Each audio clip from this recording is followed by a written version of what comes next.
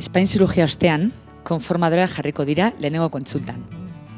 Hauen inguruan orbaintze prozesua emango baita. 4 hilabetetan mantentzea komenigarria da. Lehenengo pausua, behar den moduan jartzean datza. Fijatu behar gara daukaten konkorrean. Hau gorantz egon behar baita. Garbitu lehenengo, pizkat busti egin behar ditugu eta horizontalean sartu, ez vertikal moduan. Eta egunero garbitu behar dira, ur eta saboiaz. Eta ertetekotan berriro sartuko lirateke. Dena den, hau zerretan geratu eskero, komenigarri litzateke kontsultetan umea ikustea. Tamaina handiagokoak jarri behar ganituzke.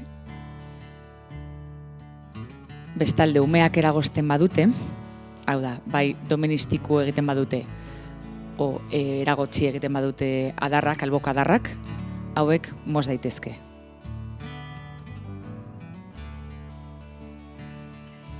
Ikusten duzuen moduan guztiz sartuta gelditu behar dira. Zalantzarik izatekotan, telefonoz deitu kontsultetara.